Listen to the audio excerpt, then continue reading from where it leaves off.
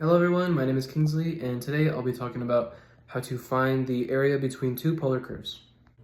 So the formula for the area is the integral from a to b, 1/2 times either f of theta squared or r theta squared. It's the same either way, and then you add the d theta at the end. So to help illustrate this a bit more, when we have two angles, let's say an angle A and an angle B, and then a function here, let's call that f of theta, it forms a polar region, and what we want to do is cut out a bunch of tiny pieces of it, find the areas of those pieces, and then add them all together in an integral. So we get a rough estimation of the area, and the equation that we use is 1/2 r squared theta, which is the area of a sector of a circle, which just helps us figure out the area in a polar region. So now let's do example 2, which says find the area of the region that lies inside the circle r equals 3 sine theta, and outside the cardioid r equals 1 plus sine theta. And what we want to do here is graph both of them out. So we have the cardioid here and then the circle here, and then this is the region that's inside the circle but outside the cardioid. And now we want to find our angles of intersection. So where do these two intersect each other? And we can do that by setting both of their equations equal to one another. So we would get 3 sine theta equals 1 plus sine theta, and we want to solve for theta.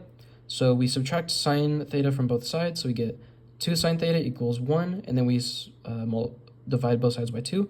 So now we have sine theta equals 1/2, and then we take the sine inverse of both sides, and we end up with theta equals pi over 6.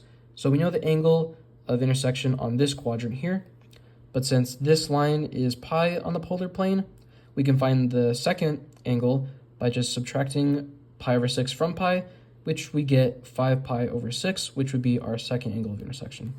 So now we have everything we need to plug it all into our area integral, and it would become 1/2 times the integral of pi over 6 to 5 pi over 6, 3 sine theta squared d theta, minus 1/2 times the integral of pi over 6 to 5 pi over 6, 1 plus sine squared theta d theta.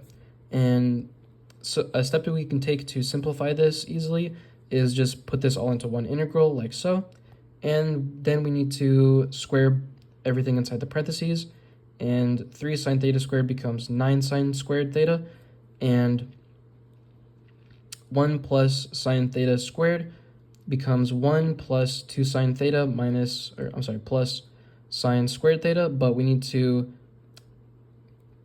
carry out this negative into the parentheses, so everything becomes negative.